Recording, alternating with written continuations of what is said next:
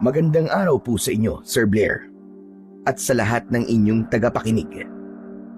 Isa rin po ako sa masugid ninyong taga-subaybay. Naging parte na nga po ng pang-araw-araw kong buhay ang makinig palagi sa channel nyo.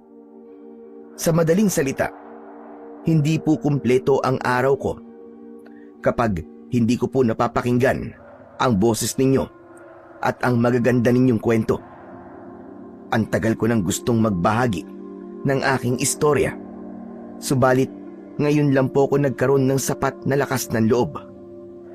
Bale, ang kwento ko pong inyong maririnig ay sarili kong karanasan nung ako ay binata pa. Bago po ang lahat, gusto ko po munang ipaalam sa lahat na hindi ko tunay na pangalan ang aking gagamitin. Ganon din ng iba pang tao nakasali sa kwentong ito. Bale, itago nyo na lamang po ako sa pangalang Carlo. At ito ang aking kwento. Ngunit bago po ang lahat, mga idol, ay huwag po nating kalimutang mag-like at i-hit ang notification bell sa aking mga YouTube channel na The Voice Addict at Apong Isaac para sa mas marami pang makapigil hininga na kwentong aswang at katatakutan mula sa mundo ng kababalaghan. Umpisahan na po natin ang kwento. Ano na? Tumayo ka riyan. Kaninang tapang-tapang mo. Tapos ngayon hindi ka na makatayo riyan. Nakakadalawang suntok pa nga lang ako sa'yo eh. Hindi pa ako nagiinit. Para akong nag-aalborotong bulkan habang binibitiwan ang mga salitang yon. Kulang na lang ay sumabog na ako dahil sa tindi ng nararamdaman kong galit. Tahimik akong umiinom kanina sa loob ng isang resto bar nang bigla ba naman akong lapitan ng 3 lalaki at isa sa mga ito ang kumuha sa iniinom kong alak at ibinuhos sa akin. Yun ang dahilan kung bakit biglang dumilim ang paningin ko. Dumampot ako ng 2 bote at walang pag-aalinlangan ko yung inihampas sa ulo ng 2 nitong kasama. Kaagad na bumagsak ang mga ito at nawalan ng malay. Sunod kong hinarap ang mismong lalaking nagbuhos ng alak sa akin. 2 magkakasunod na suntok ang binitiwan ko sa mukha nito. Dahil doon, napaupo ito sa sahig at dumugo ang ilong at gilid ng labi. Kung tutuusin, ay kaya ko siyang patulugin sa isang suntok lang, pero hindi ko yung ginawa dahil gusto kong magkaroon pa ito ng pagkakataon na ipakita ang tapang nito para mas lalo akong ganahan. Subalit sa halip na tumayo para lumaban, nanatili itong nakahiga na siyang ikinainit lalo ng ulo ko. O ano? Ayaw mo talagang tumayo ha? Sige, bibigyan kita ng rason, hayop ka, para hindi ka na makatayo kahit kailan. Pagkasabi ko nun, ay lumapit ako sa lalaki at sinakal ko ito. Wala akong pakialam kung may mga nanonood sa akin. Nakita naman nila na hindi ako ang nagsimula. Carlo! Carlo, ano ba? Tama na yan! Kung hindi ko lang narinig ang boses na yun na tumawag sa pangalan ko, ay wala na sana akong balak na bitiwan ang lalaki hanggat hindi ito nalalagutan ng hininga. Tarantado kang animal ka. Ligtas ka ngayon. Pero sa susunod na makita ulit kita, sisiguraduhin kong yun na ang huling araw mo sa mundo. Yun ang mga binitiwan kong salita sa mukha nito bago ako tumayo at lumapit sa taong kadarating lang. At yun ay walang iba kundi si Adolfo, ang aking ama. Pa, nandito ka na pala. Akala ko hindi ka na darating eh. Hindi ko na natapos ang iba ko pang sasabihin dahil biglang dumapo ang kamao nito sa pisngi ko. Hindi ko yun inaasahan, kaya hindi ako nakailag. Balak pa sana nitong ulitin yun, subalit pinigilan nito ni Tita Helena. stepmother ko. Tama na! Tama na, Adolfo! Ano ba? Hindi ito ang tamang lugar para pairalin mo ang init ng ulo mo. Mag-usap kayo ng maayos. Sigurado ako may dahilan si Carlo kung bakit niya ginawa ito. Hayaan niyo po siyang magalit. Wala rin naman silbi kahit magpaliwanag ako sa kanya. Tumahimik ka! Ang mabuti pa, ayusin mo tong gulong ginawa mo at umuwi ka na sa bahay ngayon din. Doon tayo mag-uusap. Yun ang mga katagang iniwanan nito bago naglakad palabas sa lugar na yon. Naiwan akong puno ng hinanakit ang mga mata habang sinusundan sila ng tingin. Matagal nang mainit ang dugo nito sa akin, pero ito ang unang beses na sinaktan niya ako at hindi ko yun matanggap. Masakit para sa akin na kaya niya akong saktan, samantalang ako hindi ko yung kayang gawin. Malaki pa rin ang respeto ko sa kanya kahit matagal nang hindi maayos ang relasyon namin dalawa. Bagamat nagdadalawang isip, nagdesisyon pa rin ako na sundin ang sinabi ng papa ko. Bago ako umalis sa lugar na yon, ay nag-iwan muna ako ng sapat na halaga bilang kabayaran sa perwisyong naidulot ko. Mula roon, nagmaneho ako ng mahigit kumulang 15 minutos bago narating ang tapat ng bahay namin. Pagbaba ko sa sasakyan, ay bigla akong binalot ng lungkot habang nakatingin sa pintuan. Noong panahong buhay pa si Mama, kapag alam niyang dumating na ako, ay kagad siyang tatakbo palabas at sasalubungin ako ng yakap. Isa sa dahilan kung bakit mas pinili kong umalis sa bahay na yon ay dahil gusto kong takasan ang lungkot na nararamdaman ko. Kahit saan sulok kasi ako tumingin, siya ang naaalala ko. 5 taon na ang nakalipas simula nang mawala siya, subalit nandito pa rin sa dibdib ko ang sakit. Hindi ko pa rin matanggap na wala na ang isa sa pinakamahalagang tao sa buhay ko. Nandito ka na pala, Carlo. Tara na sa loob. Hinihintay ka ng papa mo. Kung hindi ko pa narinig ang boses na yon ni Tita Helena, ay hindi ko mamamalayan na nakatayo pa rin pala ako sa labas. Walang imik na nilampasan ko lang siya at naglakad ako papasok. Sa sala ako dumiretso dahil alam kong naroon si Papa. Pagkalapit na pagkalapit ko sa kanya, ay kagad niya akong sinalubong ng suntok. Sa pangalawang pagkakataon, ay natamaan na naman ako sa muka. Kaya mo ba ako pinapunta ron, ha? Para ipahiya? Ang akala ko pa naman, kaya gusto mo ko makausap dahil gusto mo magkaayos tayo. Tapos ganun lang palang maaabutan ko.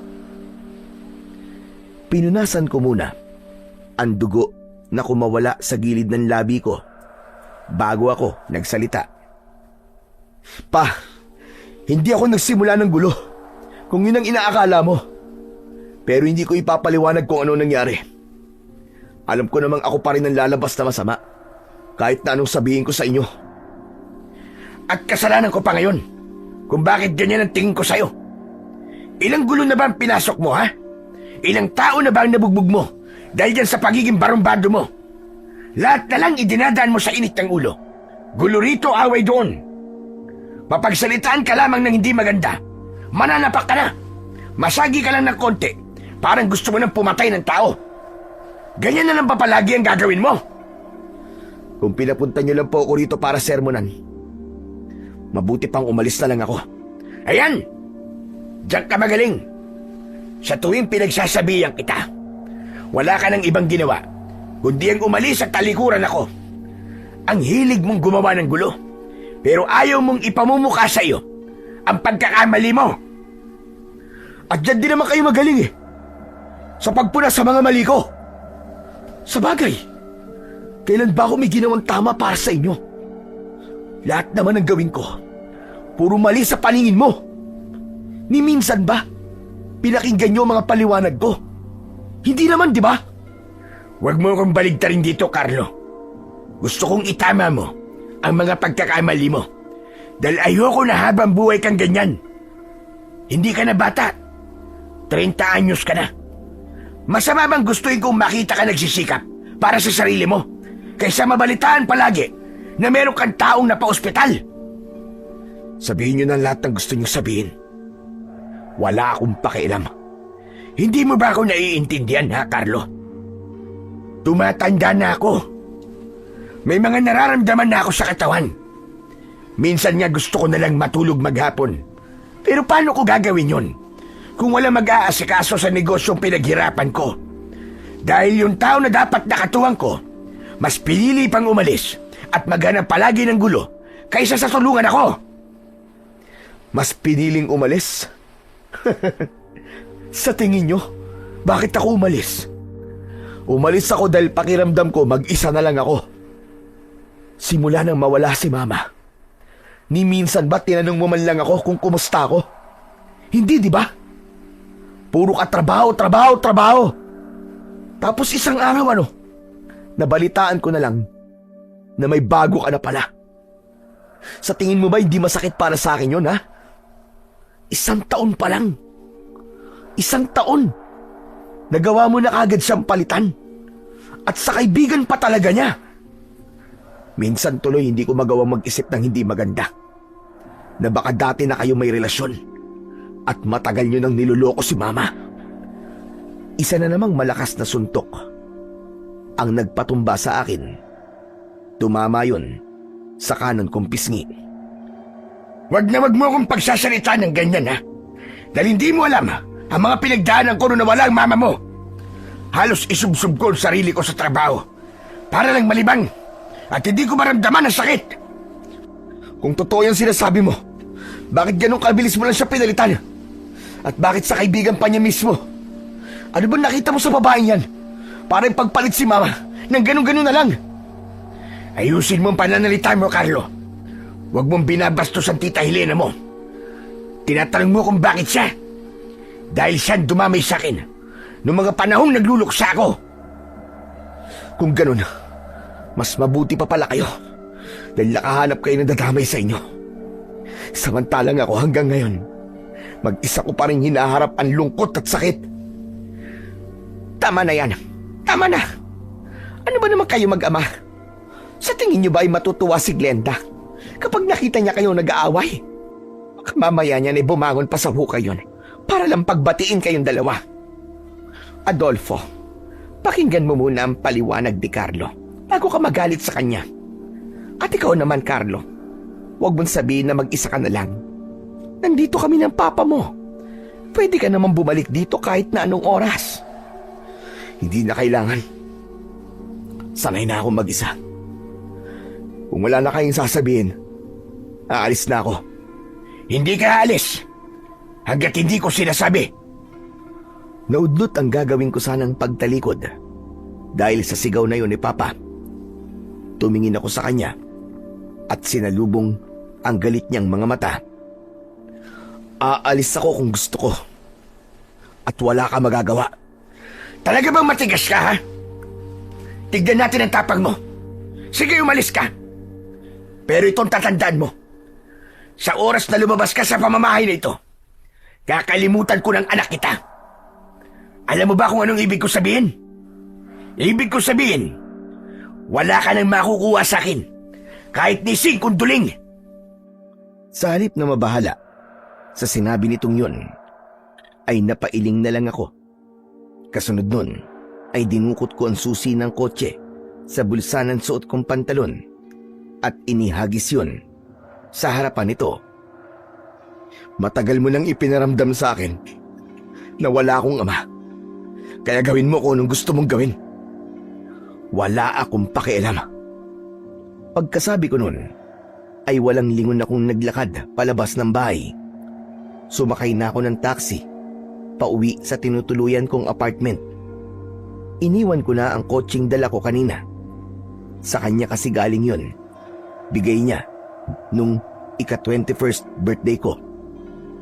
Nang makauwi ako, ay saka ko na lang naramdaman ang tama ng alak na ininom ko. Pagdantay ng likod ko sa higaan, ay agad akong nakatulog. Kinabukasan, maaga akong gumising para maligo at mag-empake. Bala kong pumunta sa Bicol kay Lolo Ambo, tatay ni Mama.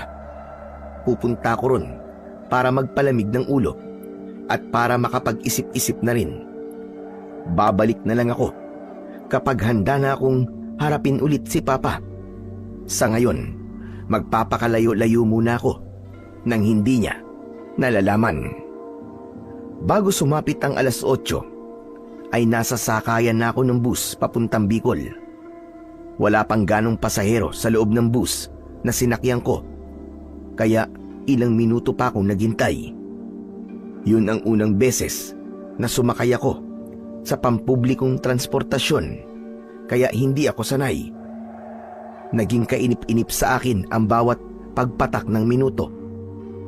Nang hindi makatiis, ay tinawag ko ang konduktor at tinanong kung pwedeng bayaran ko na lang ang mga bakanting upuan para makaalis na kami. Hindi ko naman intensyon na magmukhang mayabang. Sadyang ayaw ko lang maghintay pa ng matagal. Kinausap muna ng konduktor ang driver at nang pumayag ay kagad akong nagbayad. Makalipas ang ilang segundo ay nagsimula na kaming umusad. Alam kong aabutin ng ilang oras ang biyahe, kaya naman nagdesisyon akong umidlip na muna. Dahil may hangover pa, kaagad akong hinila ng antok. Hindi ko alam kung ilang oras akong nakatulog. Basta nagising na lang ako dahil naramdaman kong bigla kaming huminto. Ilang sandali pa, 2 holdapper ang nakita kong pumasok. Parehong may hawak na patalim ang mga ito. Napailing na lang ako dahil sa isiping mukhang mapapasabak na naman ako. Ito ang hindi alam ni Papa. Ang akala niya, ako ang naghahanap ng away. Ang hindi niya alam, gulo ang lumalapit sa akin. Lahat ng gusot na kinasangkutan ko, hindi ako ang nagsisimula. Totoong mabilis lang talagang uminit ang ulo ko, pero ni minsan ay hindi ako nagsimula ng away. Sa kabila ng tensyon na namuo sa loob ng bus, nanatili pa rin akong kalmado habang pinanonood kung paano nila takutin ang ibang pasahero para magbigay ng pera. Nang hindi ko na matiis ang pananakot ng dalawa, ay inagaw ko ang kanilang atensyon. Hoy, mga kunehong ampaw! Ang lalaki ng mga katawan nyo. Ang babatugan nyo magbarat ng buto. Hindi na ba kayo nahihiya? Nang marinig ng dalawa ang sinabi kong yon, ay isa sa mga ito ang lumapit at itinutok sa akin ang hawak na patalim. Sa halip na makaramdam ng takot, ngumisi lang ako. Halatang nainis ang lalaki. Inambahan ako nito ng saksak, subalit bago pa man dumantay sa katawan ko ang talim nun, ay mabilis ko nang nahawakan ng braso at kamay nito at pinilipit yun. Napasigaw ito sa sakit at nabitiwan ang hawak na patalim. Inikot ko papunta sa likuran ng kamay nitong hawak ko, kaya mas lalo itong napangiwi nang dahil sa labis na sakit. Umatake pa sa akin ang isa nitong kasama, kaya itinulak ko ang lalaki pasalubong sa kanya. Dahil sa ginawa kong yun, ay parehas silang bumagsak, kaya nagkaroon na ako ng pagkakataon na makalapit. Hindi pa man tuluyang nakakatayo ang isa sa kanila, ay binigyan ko na kagad ito ng isang malakas na suntok sa panga. Muli itong bumagsak at hindi na muling nakabangon. Sunod kong hinarap ang isa pa nitong kasama na ngayon ay nakatayo na at may hawak pa ring patalim. Hindi muna ito umatake. Sa halip ay nagpakitang gilas muna ito at pinaglaruan ang hawak na kutsilyo. Pinagpasapasahan ito yon sa dalawa nitong kamay.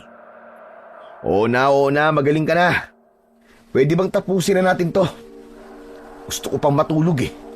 Istorbo kayo. Nang marinig ang sinabi kong yun, ay nagsimula itong umatake. bawat pag-ilag ko sa atake nito ay nagpapakawala naman ako ng suntok sa muka at katawan nito. Nakarating kami hanggang sa pinakadulo ng bus at doon na ito bumagsak matapos kong patamaan ng kamao sa ilong. Balak ko pa sanang paulanan ng magkakasunod na suntok ang mukha nito, subalit bigla itong nagmakaawa at sinabing hindi na umano nito uulitin ang ginawa. Anak ng putya! Ang tapang-tapang mo kanina, magmamakaawa ka! Sige, ibalik nyo sa kanila mga kinuha nyo at umalis na kayo ngayon mismo. Dalhin mo na rin yung kasama mo. Kaagad nitong sinunod ang sinabi ko na yon. Ibinalik nito sa mga pasahero ang mga pera at gamit at pagkatapos ay hinila nito pababa ng bus ang walang malay nitong kasama. Hayaan nyo na po sila. Nadala na ang mga yan. Kaya sigurado ako na hindi na sila uulit. Tara na, umalis na tayo.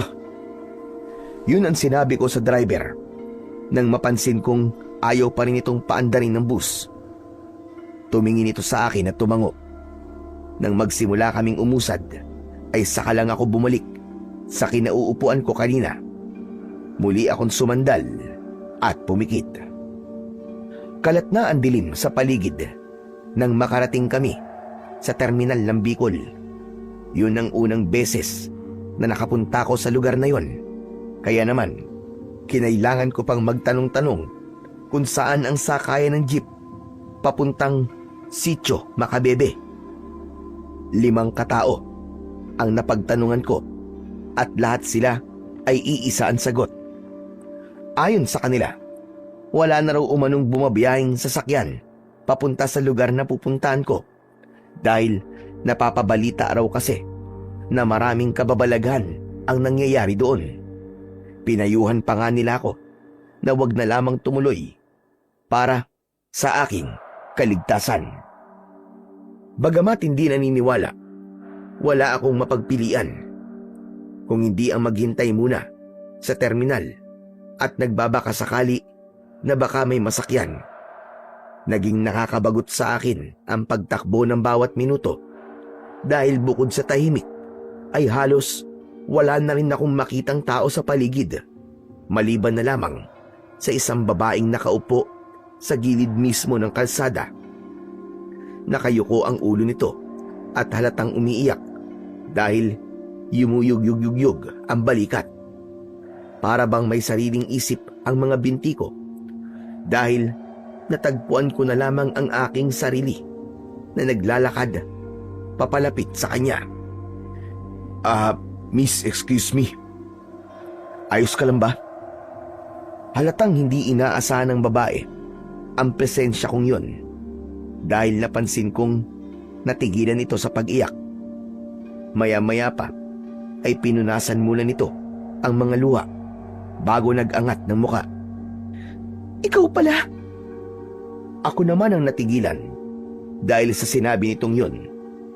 Nakapagtatakang kilala niya ako, samantalang sigurado ko na yun ang unang beses naming pagkikita. Teka, kilala mo ko? Hindi, pero isa ako sa mga pasaherong iniligtas mo kanina sa kamay ng mga hold-upper. Ganun ba? Akala ko naman kilala mo ako. Kaya nagtataka ako eh. Maraming salamat nga pala sa ginawa mo kanina ha. Naibalik ang mga ninakaw sa amin dahil sa'yo. Ang akala ko talaga ay matatangay na nila ang sahod kong 1 taon kong pinagpaguran.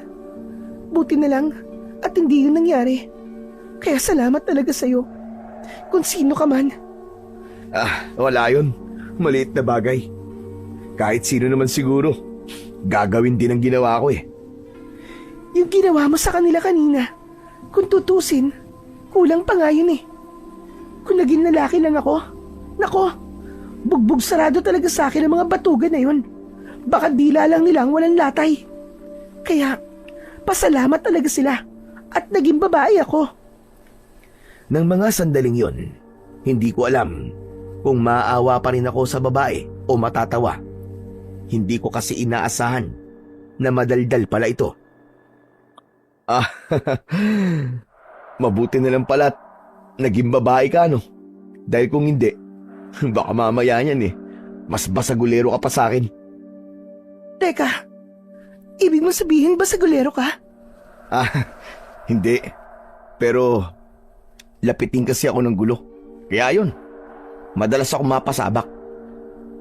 Ibig sabihin, sanay na sanay ka pala sa mga bakbakan. Kaya palang galing makipaglaban kanina. Ah, hindi naman. Medyo marunong lang. Ah, siya nga pala. Bakit ka ba umiiyak? Biglang naglaho ang masayang aura ng babae matapos nitong marinig ang tanong ko. Pasensya ka na, miss, kung natanong ko. Baka iniisip mo masyado akong feeling close sa'yo, ha? Okay lang, kalimutan mo na lang yun. Huwag mo na lang sagutin. Nag-aalala kasi ako sa nanay ko. Pagkasabi nito nun, ay muli na naman itong humikbi. Miss, pwede ko bang malaman kung ano nangyari sa kanya? Hindi ko alam eh. 3 buwan na kaming walang komunikasyon. Hindi ko alam kung bakit bigla na lang niyang hindi sinasagot ang mga tawag at text ko. Wala ba siyang nabanggit sa'yo na kahit na ano, bago siya hindi nagparamdam? Wala eh. Kaya nga sobra na ako nag-aalala sa kanya. Malapit lang ba rito ang bahay niyo? Gusto mo ba na samahan kita? Gabi na eh. Baka mamaya niyan, may makasalubong kang siraulo sa daan.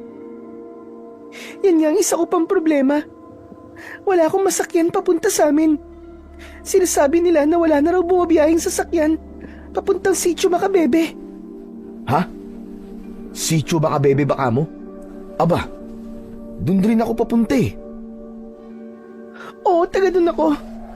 Teka, huwag mo sabihin na dun ka rin pupunta. Ganun na nga. Kaso sabi nga sa akin ng mga napagtanungan ko, wala na raw bumabiyahing sasakyan papunta ron. Sigurado ka ba dun ka pupunta? Doon ako ipinanganak at lumaki. Halos lahat ng tao ron ay kilala ko. Pero ikaw, ngayon lang kita nakita. Kasi hindi naman ako taga ron. Dadalawin ko lang ang lolo ko. Baka kilala mo siya. Ambo ang pangalan niya.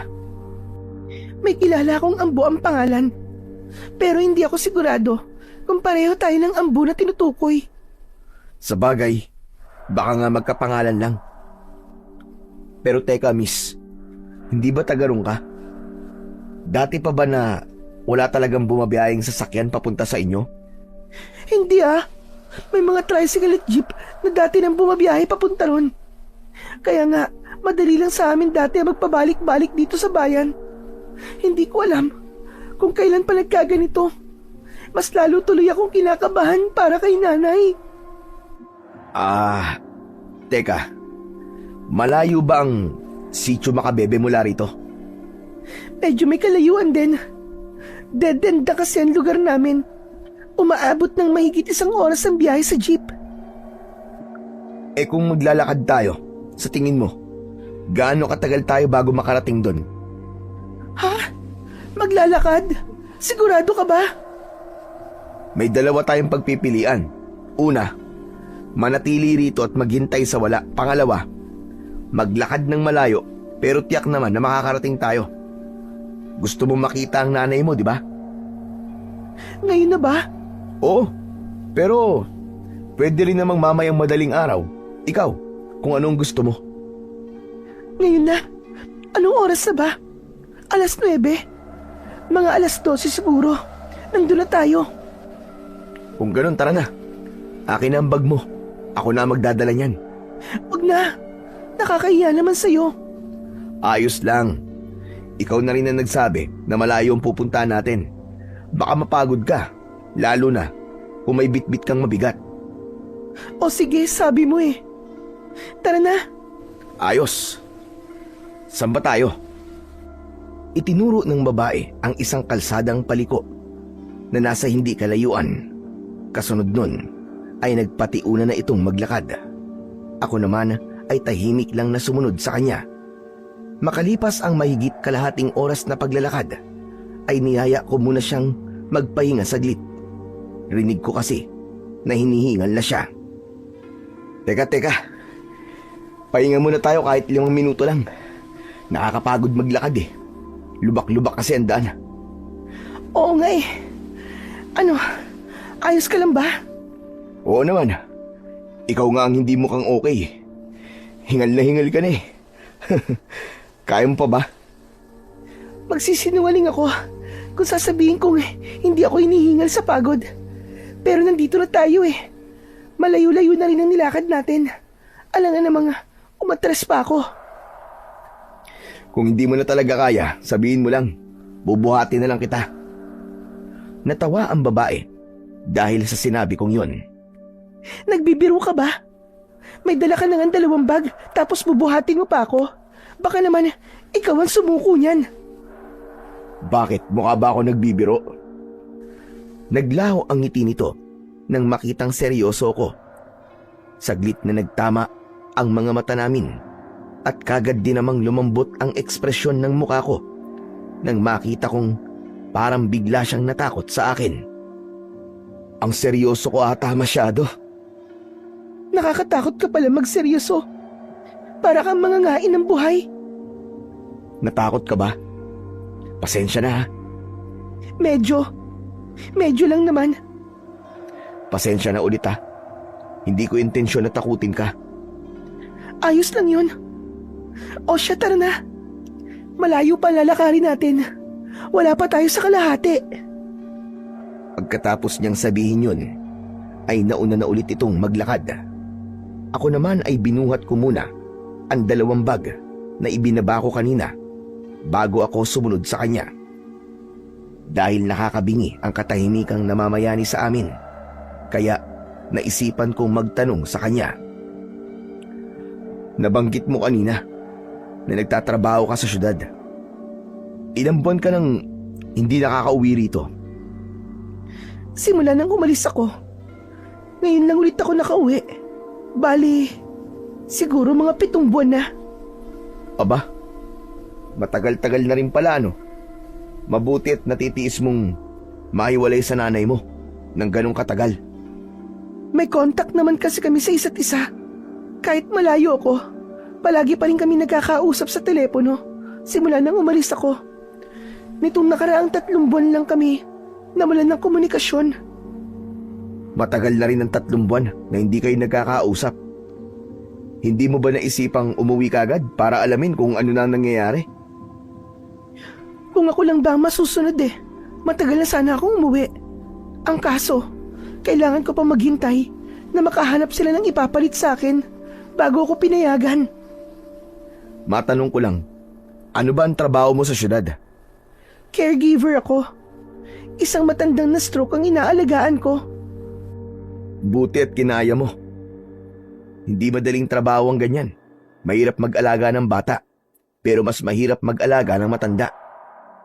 Wala namang madaling trabaho at isa pa, kailangan ng pera, kaya kailangan magtiyaga. Kung hindi nga lang ito nangyari, wala pa sana akong balak umuwi. Ang balak ko kasi, mag-ipon ako. At kapag may sapat na akong ipon, kukunin ko na si nanay pagkatapos niyang manganak. Ha? Buntis siya? Oo, sa pangalawang lalaki. Matagal na kasing patay ang tatay ko. 15 anyos pa lang ako nang mamatay siya. Nitong nakaraang taon lang, may nakilala si nanay, taga-bayan. Pero binuntis lang siya at iniwan pagkatapos. Kaya yon, may naiwang malaking responsibilidad sa amin. Kaya ka umalis at nagtrabaho, ganun ba? Ganun na nga, tama ka. May malaking responsibilidad kaming kakaharapin, kaya kailangan ko maghanap ng pera. Kailangan kumayod. Hindi ko naman pwedeng pabayaan na lang si nanay. Ang swerte ng nanay mo sa'yo. Halatang mahal na mahal mo siya. Oo naman, nanay ko yun Kung hindi dahil sa kanya, wala sana ako sa mundong ito. Teka lang, bakit ba puro tungkol sa akin ang tanong? Ikaw naman na magkwento. Nakpo. Malungkot ang buhay ko. Baka hindi mo gusto yung malaman. Asos, itsura mo pa lang. Halatang hindi ka galing sa mahirap na pamilya. Kaya sigurado akong masaya ang kwento ng buhay mo. Sige na, magkwento ka na. Bakit kapag mayaman ba ang isang tao, masaya na kagad ang buhay? Aba, oo syempre. Wala kayong problema. Marami kayong pera eh. Mali ka dun. Hindi lahat ng may pera masaya. May mga bagay na hindi kayang bilhin at ibalik ng pera. Katulad ng ano? Katulad ng buhay ng isang tao. Napahinto sa pagakbang ang babae at tumingin sa akin. Halatang nabasa kagad nito kung ano ang gusto kong tukuyin. Pasensya ka na sa mga nasabi ko Kaya ko lang naman nasabi yun dahil kaming mahihirap. Pera ang pinaka-problema namin. Kayong mayayaman, marami kayong pera. Kaya akala ko wala na kayong problema. Ay, bakit ba ang hina ko mag-isip minsan? Pasensya ka na talaga Ano ka ba? Ayos lang. Hindi mo kailangan humingi ng pasensya. O ano, malayo pa ba tayo? Medyo malayo pa. Bakit, pagod ka na ba? Akin ang bag ko. Ako naman ang magdadala. Hindi. Naitanong ko lang. Magdadalawang oras na rin kasi yata tayo naglalakad eh. Mga 1 oras pa siguro bago tayo makarating doon. Grabe. Ang layo nyo pala talaga sa bayan, no? Mabuti na lang at maliwanag ang buwan. Kahit papano, maliwanag din ang dinadaanan natin.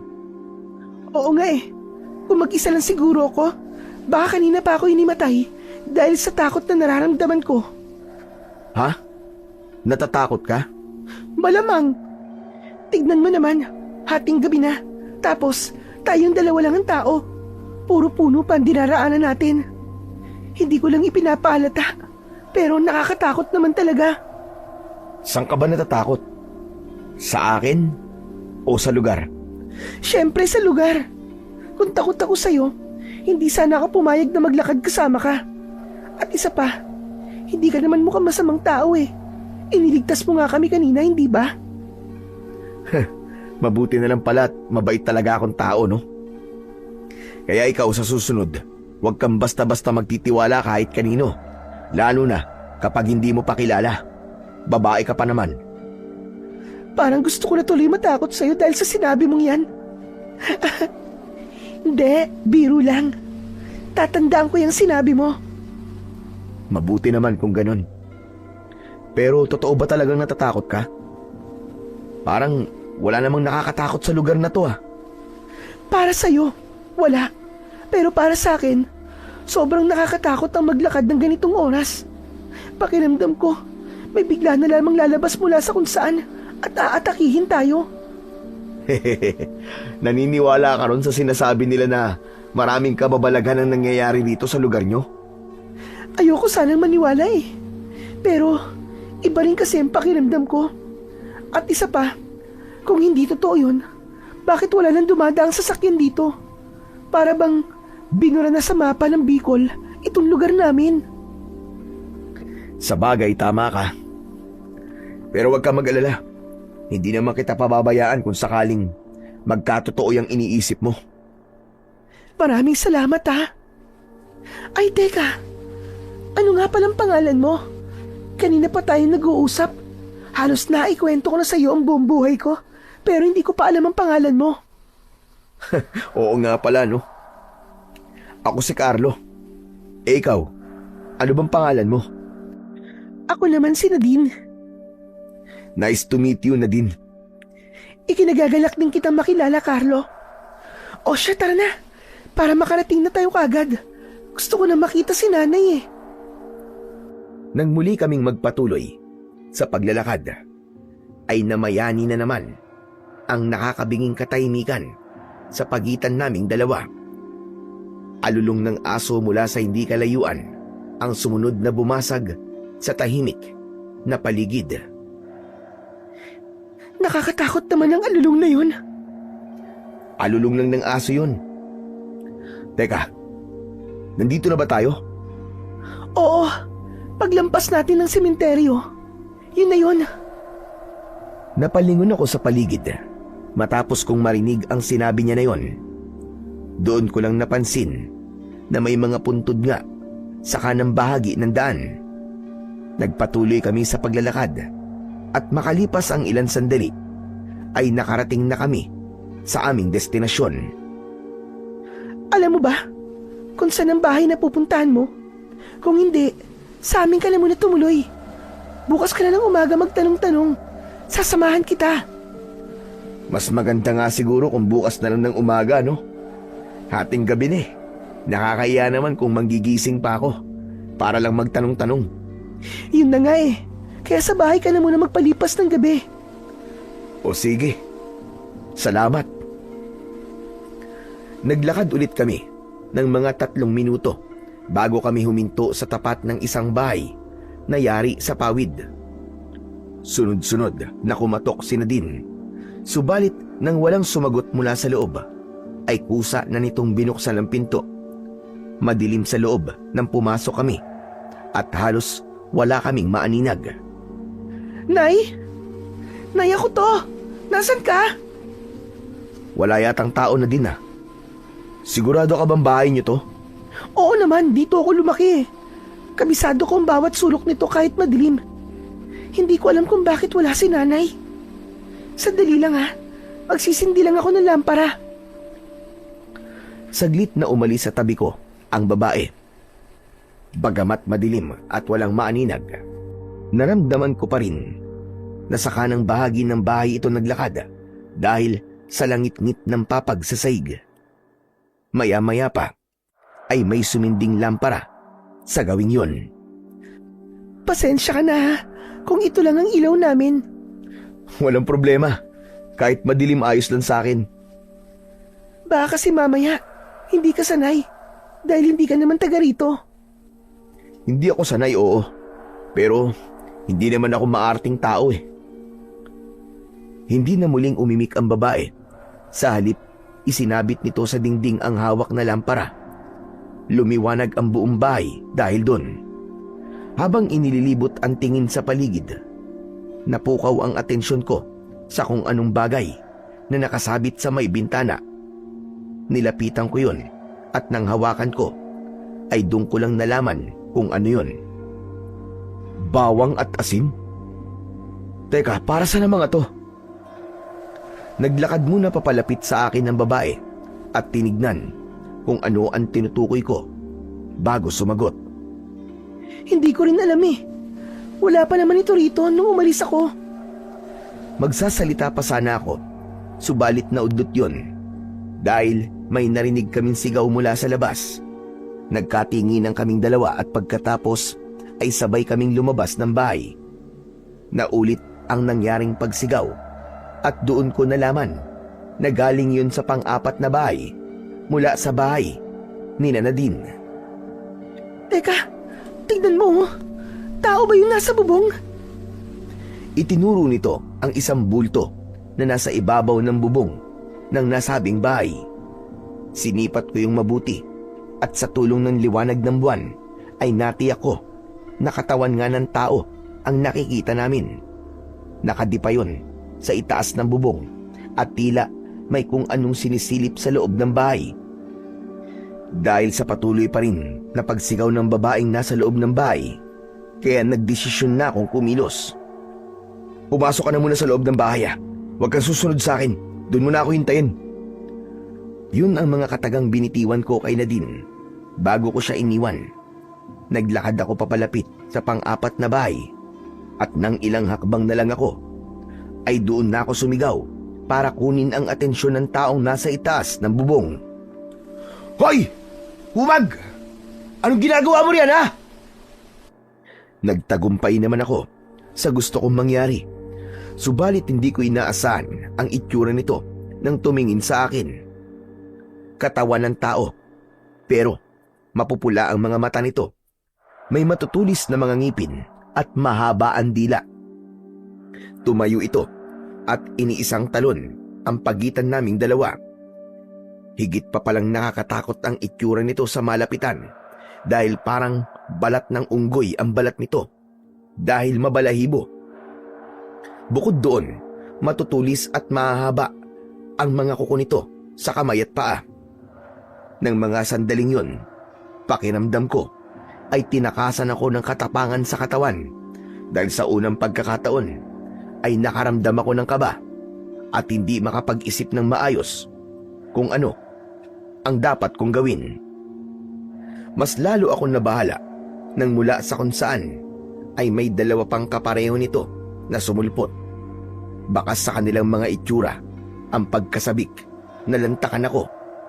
Nang magsimula silang lumapit ay dahan-dahan ako napaatras. Nag-iisip kung sa paanong paraan makakatakas. Kahit tumakbo ako, hindi ako makakalayo. Nagpatuloy ako sa pag-atras hanggang sa makarating ako sa tapat ng bahay ni Nadine. Bumukas ang pinto at lumabas ang dalaga. May bitbit itong isang garapon. Lumapit siya sa akin at isinaboy sa 3 nilalang ang laman ng garapon na hawak nito. Nakita ko kung paanong para silang napapaso matapos matamaan ng asin. Bawat parte ng katawan nila ay biglang umuusok kapag natatamaan. Tara na! Pumasok ka na dito, dali!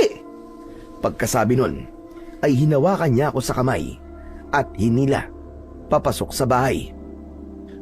Pambihira! Anong mga nilalang ngayon?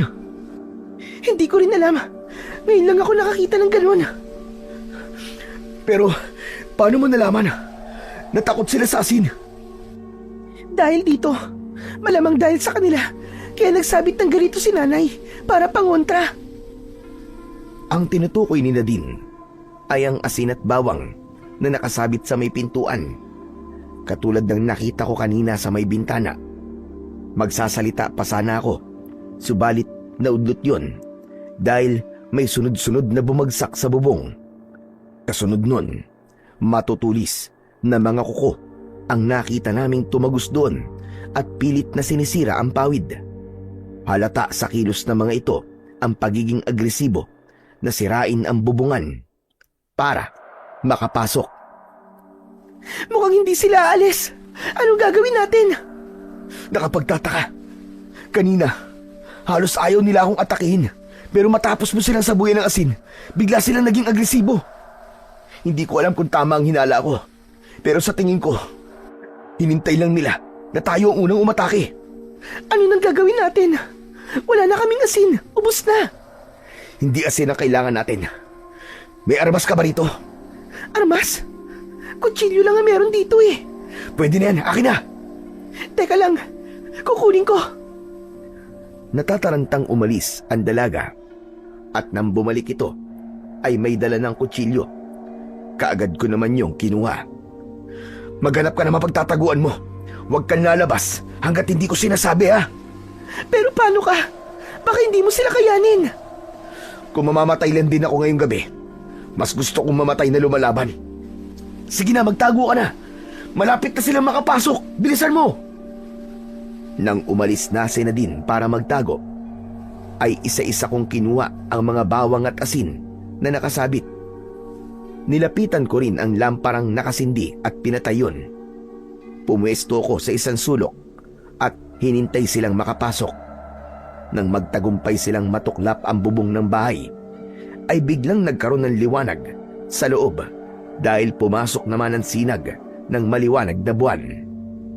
Sabay-sabay tumalon papasok ang 3 halimaw at nang makita ko ay kagad kong inihagis sa kanila ang hawak kong bawang at asin. Pagkatapos nun ay tumakbo ako papunta sa madilim na parte ng bahay at doon ko sila hinarap. Hindi ako umatake. Hinintay ko lang kung sino ang lalapit. Tsaka ko iwinasiwas ang hawak kong patalim. Isa sa mga ito ang nagtagumpay na masunggaban ako sa kaliwang braso ko, kaya napangiwi ako sa sakit. Para makawala, binitiwan ko ang hawak kong patalim at sinalo ko yun gamit ang isa kong kamay. Nang mahawakan ng armas, ay wala akong inaksayang sandali. Kaagad ko yung itinarak sa liig nito. Makalipas ang ilang segundo, ay bumagsak na kagad ito sa saig. Matapos makita ang nangyari sa kanilang kasama, ay mas lalong naging agresibo ang dalawa pang natitirang halimaw. Sabay na umatake ang mga ito sa akin. Nasunggaban ako ng isa sa leeg na siyang ikinatumba ko. Gayunpaman, hindi pa rin ako nagpatinag. Pinagsasasaksak ko ito sa tagiliran. Nang tangkain itong lumayo, ay iniyakap ko rito ang braso kong sugatan. Ginawa ko yun para hindi ito makawala sa ginagawa kong pagsaksak sa tagiliran nito. Nang bumagsak ang ulo nito sa leeg ko, ay saka lang ako tumigil. Hindi pa man nakakabawi sa sakit, ay naramdaman kong may kumagat sa kanang kong binti at hinila ako. Muli akong napangiwi dahil sa panibagong sakit na naramdaman ko. Ang ginawa ko, pilit kong iniangat ang kalahati ng katawan ko, at nang saktong abot na ng kamay ko ang halimaw, ay paulit-ulit ko itong sinaksak sa likod hanggang sa manghina at bumagsak. Nang matiyak kong wala na itong buhay, ay saka ko lang ibinagsak ang likod ko sa saig at pumikit. Carlo! Carlo! Pagamat narinig ko ang sigaw na yon ni Nadine, ay nanatili akong nakapikit. Kahit nang maramdaman kong nilapitan niya ako, ay hindi pa rin ako dumilat. Carlo! Hoy, Carlo! Carlo, gumising ka! Niyugyug niya ako sa balikat at tinapik-tapik sa pisngi. Pero nanatili pa rin akong nakapikit. Pinigilan ko rin na wag huminga nang idikit niya ang tenga niya sa dibdib ko. Carlo! Carlo, ano ba gising? Carlo, gumising ka! Gising! Nang marinig ko na parang pumipiyok na ang boses ng dalaga, ay saka lang ako dumilat. Nagulat pa ito nang makitang gising na ako. Hindi ko tuloy napigilang matawa. Kaagad naman akong napaaray matapos nitong pisilin ang balikat kong may sugat. Nakakatawa ba yun, ha? Nakakatawa ba yun? Aray ko naman! Aray ko! Nakaligtas nga ako sa mga yun. Pero mukhang sa kamay mo naman ako mamamatay, pambira ka, oo. Ikaw eh. Kita na nga nag-aalala yung tao at tawanan mo pa. Nagawa mo pa talagang magpatay-patayan. Parang masaya ka pa sa ginawa mo no? Masaya nga ako. Dahil ngayon lang ako nakontento sa isang laban. Sa dinami-dami ng gulong na pasukan ko, ngayon lang ako nasiyahan ng todo. Ganito yung gusto ko. Yung hindi sa una lang magaling ang kalaban. Gusto pala yung ganyang kulang na lang ay mapatay ka na. Paano ngayon yan? Sinong gagamot niyang mga sugat mo? Pambihira naman, oo. Kung kaya ba ng konsensya mo na makita akong malagotan ng hiningi matapos kitang iligtas, hayaan mo na lang ako. Aray, ang sakit. Nangungonsensya ka pa talaga no? Sige na nga. Nagbibiro lang naman ako. Kaya mo bang makaupo? Parang hindi eh. Aray, ang sakit ng buong katawan ko. Nang marinig ang sinabi ko na yon, ay tinulungan nito akong makaupo. Wala akong kahit na anong gamot dito. Kaya nilinisan ko na lang yung mga sugat mo at tatalian pagkatapos. Ayos lang ba sa iyon? May karayom at sinulid ka ba riyan? Gusto ko sanang tahiin mo tong nasa balikat ko. Ano? Tatahiin ko? Sigurado ka ba? Oo, para magsara. Kaya mo ba? Bakit ako tinatanong mo? Magtatahi lang naman ako. Hindi naman ako masasaktan. Ikaw ang dapat tanungin ko niyan. Kaya mo ba? Kayang-kaya. O sige, ikaw ang masusunod. Sandali lang. Ihahanda ko lang ang mga gagamitin ko. Umalis ang dalaga sa harapan ko. At saglit na naging abala sa paghahanda ng mga gagamitin nito sa panggagamot sa mga sugat ko. Makalipas ang ilang minuto, bumalik ito sa tabi ko. Nagsindi muna ito ng lampara at inilagay yon sa tabi ko bago sinimulang linisin ang sugat ko. Pagkatapos nitong linisin, at talian ng sugat ko sa binti at braso ay ang sugat ko naman sa balikat ang hinarap nito. Tatayin ko na ha? Handa ka na ba? Sa halip na sagutin ang tanong nito, ay dinampot ko ang hinubad kong damit pang itaas at ipinasok ko yon sa sarili kong bibig. Nang simulang tahiin ni Nadine ang sugat ko, ay napapikit na lang ako at tiniis ang sakit tuwing itutusok at hihilahin ito ang karayom sa balat ko. O hayan, tapos na. Pagkasabi nun, ay inalis nito ang damit na nasa bibig ko at ipinunas sa muka at katawan kong naliligo sa pawis. Maraming salamat na din ha. Wala yun. Sige na, magpahinga ka muna. Ililigpit ko lang itong mga ginamit ko. Akmang tatayo sana ang dalaga, subalit hinawakan ko siya sa braso at pinigilan. Bumalik ka sa pinagtataguan mo kanina. Anong oras pa lang? Baka mamaya may dumating pang kauri ng mga yun. Sa kalagayan ko, baka hindi ko na kayaning lumaban. Mabuti nang ako na lang ang makita nila kung sakali. Hindi ako magtatago. Kung may dumating man, ako naman ang haharap sa kanila. Kung mamamatay, di mamatay. Ang mahalaga, lumaban ako. Kapag may nangyaring masama sa'yo, paano na ang nanay mo? Paano na sila na magiging kapatid mo? Sige na, wag na matigas ang ulo. Magtago ka na. Pero paano ka? Wag mo akong isipin. Isipin mo ang sarili mo. Sige na, ayos lang ako. Sigurado ka ba? Oo nga, sige na. Iwan mo na ako rito. Gagawin ko ang gusto mo. Pero hindi ko may papangako na wala akong gagawin kung sakaling makita kitang nasa panganib. Yun ang mga katagang binitiwan ng dalaga bago umalis para magtago. Nang mapag-isa, ay napatingala na lang ako dahil tuklap ang kalahati ng bubong ng bahay. Kitang-kita ko ang maliwanag at mabituing langit. Sa kabila ng sakit na nararamdaman ko, ay hindi ko maiwasang mapangiti matapos gumuhit sa isip ko ang nakangiting muka ng isang tao. Makalipas ang ilang saglit, ay naramdaman kong bumigat ang mga talukap sa mata ko hanggang sa tuluyan na yung nagsara. Nang magising ako, ay nasa loob na ako ng isang kwarto. Wala na ako sa bahay ni Nadine.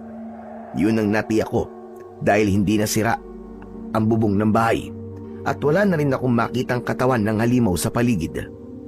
Bumangon ako at saktong tatayo na sana ako nang bumukas ang kortina at pumasok ang isang matandang lalaki. Otomatiko akong napangiti nang makilala ko siya. Mabuti naman at gising ka na, apo. Ikaw ba talaga yan, Lo? Teka, paano ako napunta rito? Nasaan yung mga halimaw? Nasaan si Nadine? Teka. Isa-isang tanong lang. Ano ka ba naman, bata ka, oo? Pasensya na po. Naguguluhan kasi ako eh. Nagpunta kami kaninang umaga sa bahay ni Nadine. Nalaman kasi namin na pinasok yun ng mga kalibulan. Nakapagtataka ka ako. Wala namang nakatira sa bahay na yun, pero bakit yun ang pinasok ng mga aswang? Pagdating namin doon, nakita namin yung mga bangkay at naabutan ko si Nadine na pinapalitan ng tali ang mga sugat mo. Teka. Kalibolan? Aswang? Tama po ba narinig ko? Oo, apo, tama. Kalibolan ang tawag sa mga aswang na sumugod sa inyo kagabi. Tuwing kabilugan ng buwan, nambubulabog sila rito at walang awang ng bibiktima. Mga bata at buntis ang gustong-gusto nila biktimahin. Ibig sabihin, may mga nabiktima na po sila rito? Abay, oo. Marami-rami na rin. Tuwing kabilugan ng buwan, hindi lang iisang tao ang binabawian nila ng buhay. Sa loob ng 4 na buwan nilang pambubulabog dito, mahigit 10 tao na ang nabiktima nila. Ganun na karami? Wala po ba kayong ginagawa para pigilan sila? Hindi po kayo lumalaban? Marami nang nagtangka. Pero lahat ng naglakas ng loob na lumaban ay nabigulan din. Kaya sa ngayon, tanging dasal na lang ang ginagawa namin tuwing sasapit ang kabilugan ng buwan. Bakit hindi na lang po kayo umalis sa lugar na to at lumipat? Kung delikado pala rito. Marami na ang umalis. Pero marami rin ang katulad ko na hindi kayang iwan ang lugar na ito. Karamihan sa amin dito, ipinanganak at dito nagkapamilya. Kaya hindi madali na basta na lamang umalis. At isa pa, nandito ang pananim namin. Pero buhay niyo na po ang nanganganib, Lo. Hindi pa ba sapat na dahilan yun para iwan niyo po ang lugar na ito? Carlo Apo, maliban sa nanay mo, dito nakalibing lahat ng mahal ko sa buhay. Kaya kung may lugar man ako gugustuhin manatili hanggang sa mamatay ako, ito ang lugar na yon. Lo, hindi ko po ba kayo mapipilit kung yayayain ko po kayong sumama sa akin pabalik ng syudad? Patawad, Apo. Dito pa rin ako nakakaramdam ng kapayapaan sa kabila ng pambubulabog ng mga kalibolan. Saan po ba galing ang mga kalibolan na yun, Lo? Ang tagal niyo na pong nakatira rito, bakit ngayon lang po sila sumulpot? Ang mga kalibolan ay aswang na nakatira sa pusod ng mga kagubatan o bundok. Matagal na panahon na silang nabubuhay sa pamamagitan ng pambibiktima ng mga hayop na nakatira sa gubat. Kung matagal na po silang panahon na nabubuhay sa pagkain ng hayop, bakit bigla po silang lumabas para mambiktima ng mga tao? Dahil wala na silang makitang hayop sa gubat. Halika, may ipapakita ko sa iyo, Apo. Pagkasabi nun, ay tumayo ang matanda at naglakad papalapit sa nakabukas na bintana. Pinilit ko namang tumayo at lumapit sa kanya. Nakikita mo ba yon? Isa yan sa pinakamalawak na gubat dito sa Bicol. Itinuro ng matanda ang isang kagubatan na abot tanaw mula sa kinatatayuan namin. Ano pong kinalaman ng kagubatan na yan sa mga nangyayari, Lo? Naniniwala kami na dyan nakatira ang mga kalibulan na umaatake rito. Pero dahil nakakalbo na, marahil ay wala na silang makitang hayop kaya lumalabas na sila para maghanap ng makakain. Ito ang pinakamalapit na lugar mula sa gubat na yan, kaya ito ang pinupuntahan nila. At sa tingin ko, nagustuhan nila ang laman ng tao, kaya naman bumabalik-balik sila. At kapag naubos na po ang mga tao rito, maghahanap na naman sila ng ibang lugar, ganun po ba? Ganun na nga, natumbok mo. At itong napakagandang lugar na ito, baka tuluyan na talagang mabura sa mapa. Dahil sa sinabing yon, ay inilibot ko ang paningin sa paligid. Hindi ko maitatangging maganda nga talaga ang Sitio Macabebe. Mayaman sa mga pananim, katulad ng saging, mais, mga gulay, palay at niyog. Dahil doon, halos luntian lahat ang makikita. Ang ganda pala talaga ng buong paligid kapag ganitong maliwanag. Ang daming pananim. Lo, tanim niyo po ba ang lahat ng yan? Lahat ng mga pananim na nakikita ng mga mata mo ay pag-aari ng mga tao rito sa Sitio Macabebe. Yan ang hanap buhay ng mga tao rito. Kaya kahit malayo kami sa bayan, kaya naming mabuhay. Abay, maglaga lamang kami ng kabote o mais. Busog na kagad kami. Naiintindihan ko na po kayo, Lo, kung bakit ayaw niyo pong umalis dito. Hindi po hamak na mas maganda rito kesa sa Maynila. Marami pong puno rito, kaya hindi masyadong mainit. At dahil malayo kayo sa bayan, sariwa at presko ang hangin. Hindi po katulad sa syudad na puro polusyon. Sinabi mo pa, Apo.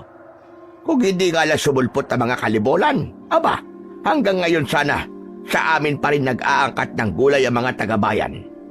Simula kasi nang mabalitaan nila na may mga kababalaghang nangyayari dito sa amin, marami na ang natakot na magpunta rito. Yun na nga po ang dahilan kung bakit naglakad po kami ni Nadine mula bayan papunta rito. Wala kasi kami masakyan eh. Ay, oo nga pala no. Nasaan po pala si Nadine? Nakita na po ba niya ang nanay niya? Nasa sementeryo pa rin siya hanggang ngayon. Sementeryo? Bakit po? Ano pong ginagawa niya ron? Binuntahan niya ang puntod ng nanay niya. Kaninang mga bandang 2:00 ko pa siya hinatid doon. Hanggang ngayon wala pa rin siya. 3 oras na siya ron. Teka, ano po sinabi niyo? Nasa puntod po siya ng nanay niya. Patay na po ang nanay niya, Lo. Tama ka, Apo. Awang-awa nga ako sa bata na yung kanina. Naglupasay matapos malaman ang nangyari. Ngayon niya lang nalaman na 3 buwan nang wala ang nanay niya.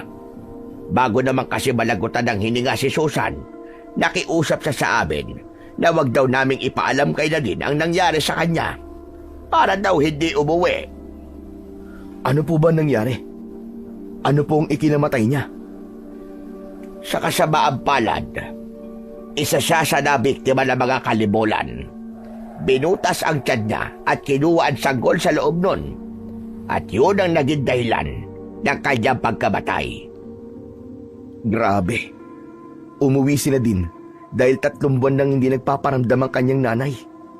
Sa terminal pa lang kagabi umiiyak na siya dahil sa sobrang pag-aalala. Kaya sigurado ako na sobra siyang nasaktan ngayon. Alam ko, Apo. Kaya nga sinabi niya kanina na gusto niya magpaiwan doon. Kaya yon, hinayaan ko na lang muna siya. Lo, pupuntahan ko po siya.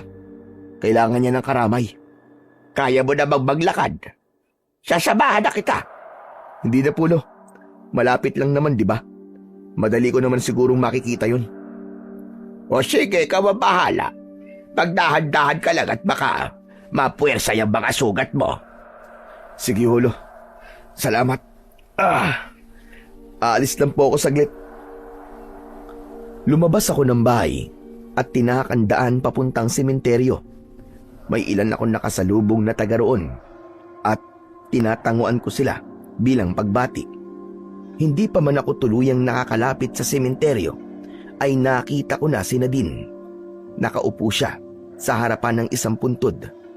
Binilisan ko ang paglalakad at nang ilang hakbang na lang ang layo ko sa kanya ay narinig kong humihikbi siya. Nagpatuloy ako sa paglapit at huminto nang nasa tabi niya na ako. Nadine, nakikiramay ako. Nagpunas muna siya ng luha bago tumingin sa akin. Mabuti naman at nagising ka na. Kumusta na ang pakiramdam mo? Yung mga sugat mo, masakit pa ba? Ayos lang ako.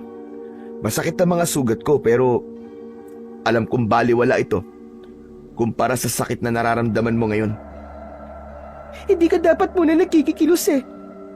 Baka dumugo yung mga sugat mo. Ang mabuti pa bumalik ka na ulit doon. Kailangan mo pa magpahinga. Kung itinataboy mo ako dahil ayaw mong makita ko na umiiyak ka, mas lalong hindi ako aalis. Nandito ako para damayan ka, Nadine. Nawalan na rin ako ng magulang, kaya alam ko kung ano ang pinagdaraanan mo ngayon. Kung kailangan mo na mapagbubuntungan ng sakit, nandito ako.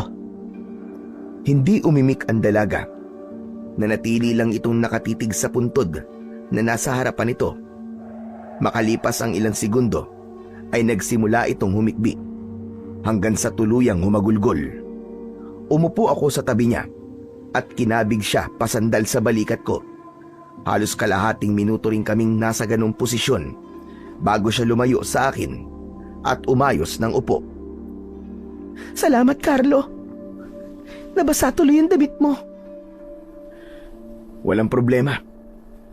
Ano, kumusta? Nabawasan na ba ang bigat sa dibdib mo?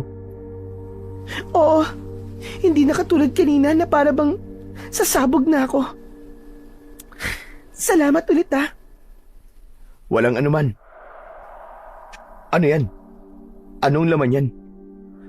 Ang tinutukoy ko ay ang maliit na bag na nakaibabaw sa puntod ng nanay niya. Kinuha nito yon at binuksan.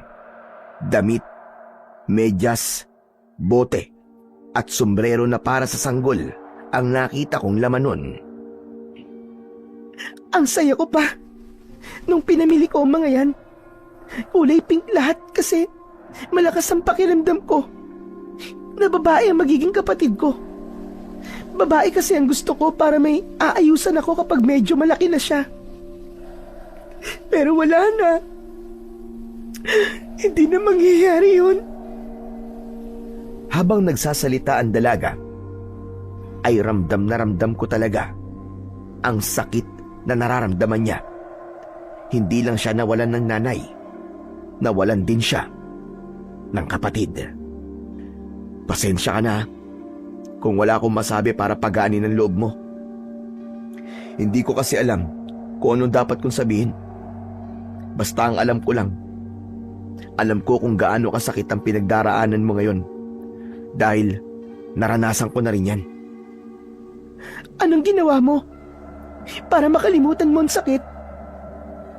Hanggang ngayon nandito pa rin ang sakit.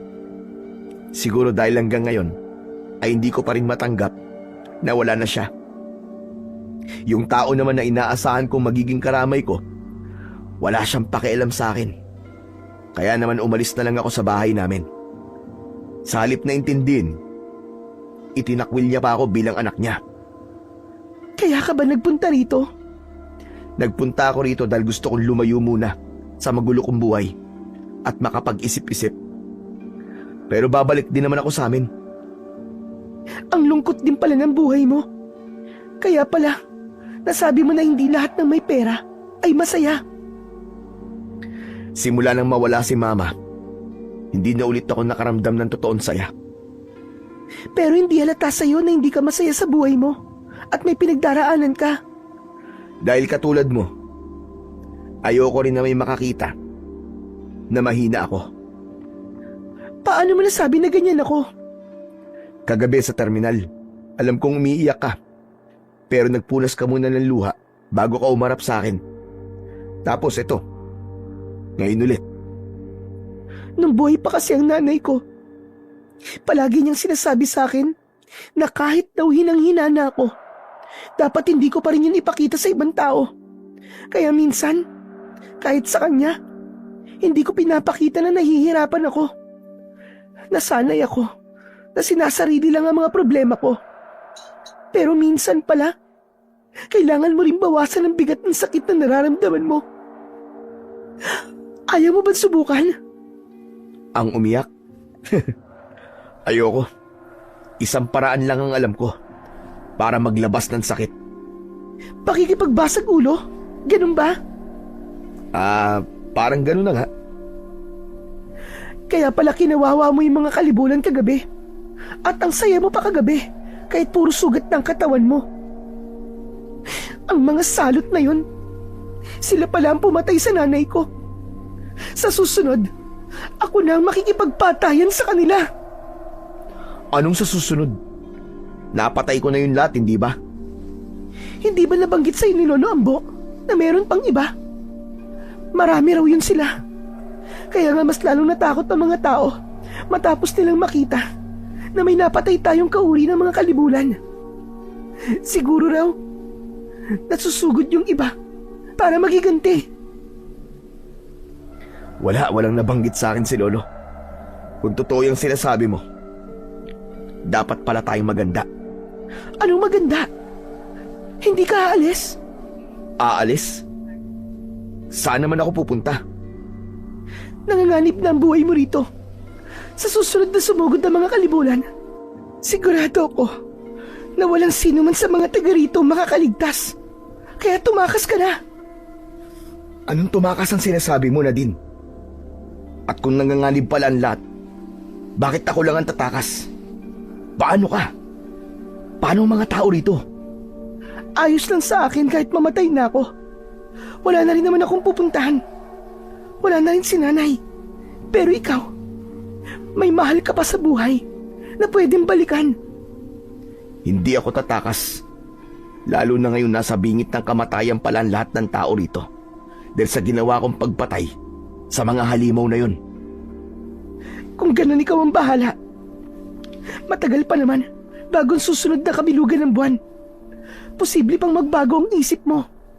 Hindi na magbabago ang isip ko, Nadine. Hindi ko ugaling tumakas sa lahat ng uri ng laban. Doon na natapos ang pag-uusap namin ni Nadine.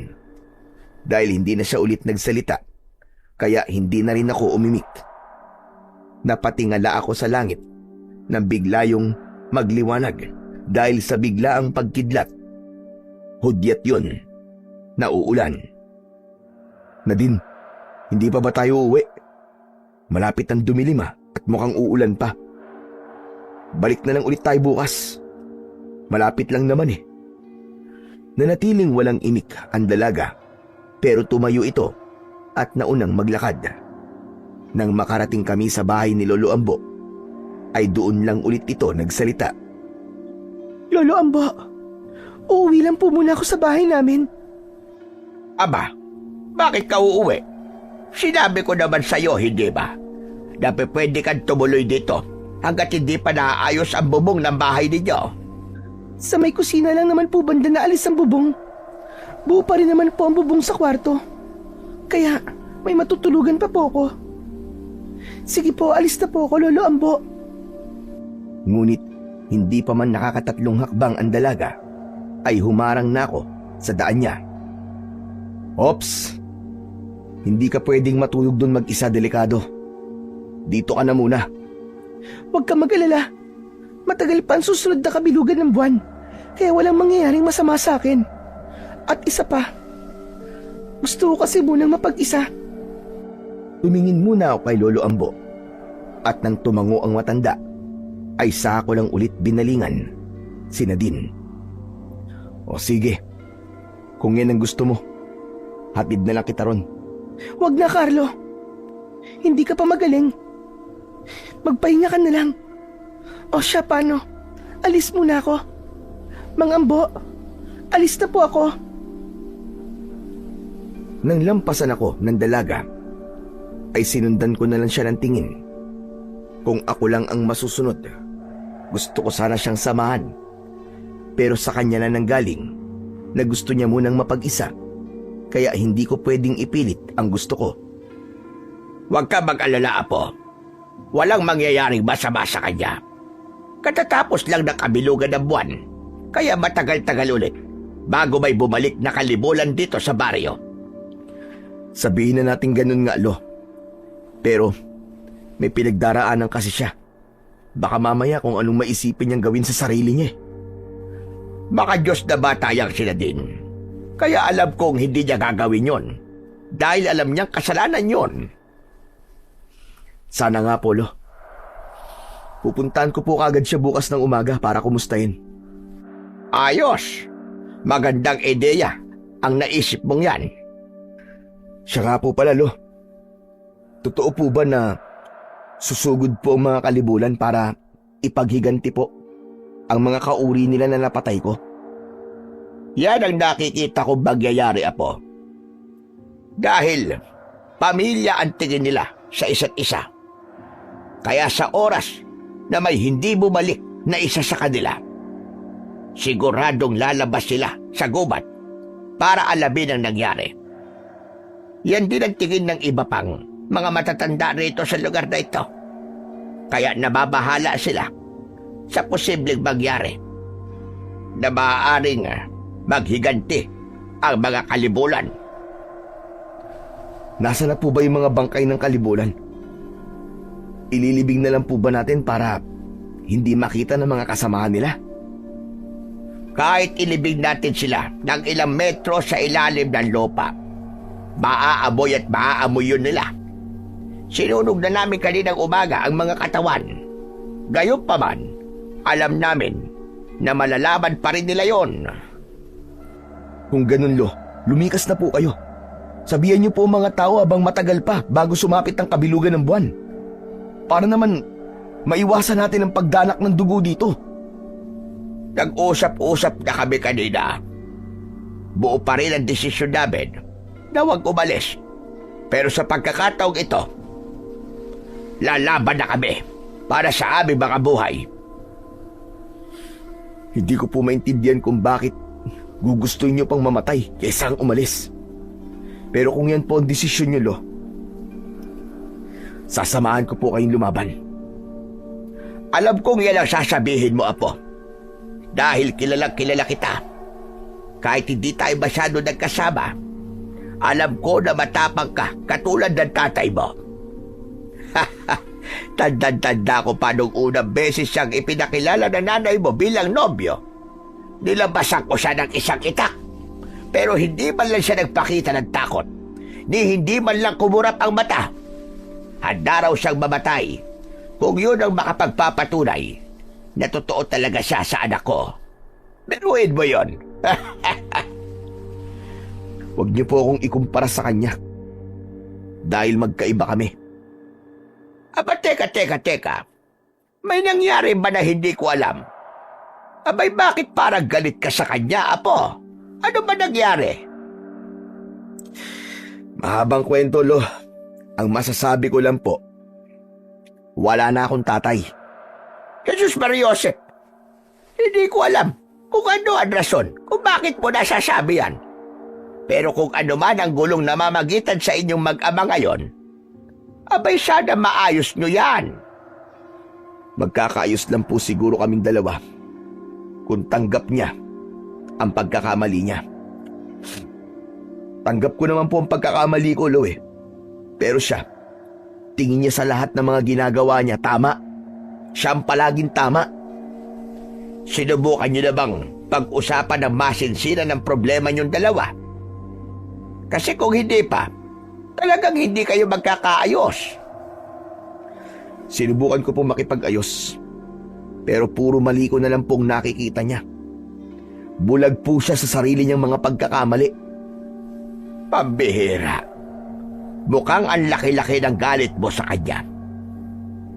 Pero Apo, kahit anong mangyari, kahit bali-baligtarin man ang mundo, tatay mo pa rin siya. Sana, manaig pa rin dyan sa puso mo ang pagpapatawad. O siya, mukhang luto na yung niluluto ko mais. Titignan ko lang saglit. Ako na po, Lo. Pagkasabi nun, ay tumayo ako, papunta sa kusina.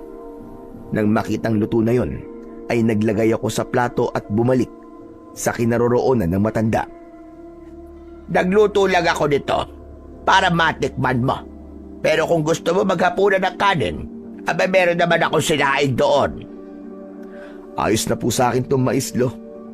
Hindi rin naman po ako sanay kumain ng kanin kapag gabi ni. Ngayon ko lang naalala. Dapat pala binigyan ko kanina si Nadine para naman may naiuwi siya. Kung ganun, dadalan ko na lang po siya. O sige, ikaw ang bahala. Dalhan mo siya para makakain din siya nitong mais. Nang marinig ang sinabing yun ng matanda, ay bumalik ako sa kusina at naglagay ng ilang pirasong mais sa isang baunan. Lo, saglit lang po ah. Hatid ko lang po ito kay Nadine. Babalik din po kagad. O sige, mag-iingat ka. Pagkasabi nun, ay lumabas na ako ng bahay. 7:00 pa lang ng gabi, subalit tahimik na kagad ang paligid at nakapinid na lahat ng pinto at bintana ng bawat bahay. Hindi kalayuan ang bahay ng dalaga, kaya makalipas lamang ang 2 minutong paglalakad, ay nakarating na ako sa tapat ng bahay nito. Ilang beses akong kumatok bago bumukas ang pinto. Natutulog ka na ba? Pasensya sa storbo ah. May dala akong mais. Pinabibigay ni Lolo. Hindi ka na sana nag-abala pa. Pero salamat, Carlo. Walang anuman. O sige, una na ako ah. Isara mo na ulit ang pinto. Sige, pakisabi kay Mang Ambo. Salamat. Tumango lang ako bilang pagtugon sa sinabi nitong yon. Hinintay ko munang isara nito ang pinto bago ako tumalikod at naglakad pabalik. Saktong pagdating ko sa bahay ay saka naman bumuhos ang malakas na ulan. Hindi ko tuloy maiwasang mag-alala para sa dalaga, lalo na't sira ang bubong ng bahay nito. Hindi ka pa ba matutulog, Apo? Abay, mauuna na ako. Kanina pa akong inaantok. Sige po, Lo. Sunod na lang po ako. Naupo muna ako sa tabi ng bintana at tumingin sa labas. Nang mga sandaling yun, parang bigla akong nakaramdam ng panghihina. Parang ngayon lang ininda ng katawan ko ang pagod. Ang dami palang nangyari sa loob ng isang araw at isang gabi. Nagtagal pa ako ng ilang minuto sa tapat ng bintana bago ko yun isinara. Pagkatapos nun ay pumasok na ako sa silid at nahiga sa tabi ni Lolo Ambo. Mabilis ang naging paglipas ng mga araw at linggo. Naramdaman ko na lang na parang ayaw ko na ring lisanin ang lugar na yon. Sa loob ng maikling panahon ay naramdaman kong hindi ako mag-isa. Naramdaman kong maging masaya sa kabila ng nalalapit na panganib na kakaharapin namin. Isang gabi, bago sumapit ang kabilugan ng buwan, napagpasya namin na magkaroon ng maliit na kasiyahan. Nagtipon-tipon kaming lahat sa labas at nagsalo-salo. Ideya yon ni Lolo Ambo para daw kung sakali ay may babaunin kaming masayang alaala sa kabilang buhay. Pagkatapos kumain, nagpatugtog si Lolo ng lumang tugtugin gamit ang kanyang radyo. Dahil awiting pag-ibig, magkakapareha ang sumayaw. Mula sa tabi ko, naramdaman kong siniko ako ni Lolo Ambo. Nang lingunin ko siya, sinenyasan niya ako na lapitan sila din. Nag-ipon muna ako ng lakas ng loob bago ako tumayo at naglakad papalapit sa dalaga. Tumayo ako sa harapan niya at inilahad ang isa kong palad. Nadine, pwede ba kitang maisayaw? Sa halip na sagutin ang tanong ko, ay tumayo siya, sabay patong ng isa niyang kamay sa kamay ko. Naglakad kami, papunta sa iba pang mga sumasayaw. At nang makahanap ng pwesto, ay humarap na kami sa isa't isa. Ipinatong niya ang dalawa niyang braso sa balikat ko, habang ang mga kamay ko naman ay nasa bewang niya. Habang sinasabayan namin ang tugtog, ay nakatitig lang ako sa kanya. Nang mga oras na yon, ay natiyak kong hindi simpleng paghanga lang ang nararamdaman ko para sa dalaga. Nang matapos ang kasiyahan na yon, ay tumulong muna kaming magligpit bago ko hinatid pa uwi si Nadine. Carlo, gusto mo bang magkape muna sa loob? Hindi na. Para makapagpahinga ka na. Anong oras na rin eh. Kung ganun, salamat sa paghahatid sa akin, ha? Pagkasabi nun, ay bigla itong tumingkayad at dinampian ako ng halik sa pisngi. Bigla akong nanigas sa aking kinatatayuan dahil doon. Para ba akong naging ribulto? Para akong binuhusan ng napakaraming yelo. Alam kong hindi na ako bata para maramdaman ang kilig. Pero ng mga sandaling yon, ay hindi ko talaga maiwasang kiligin. Sige, pasok na ako, Carlo.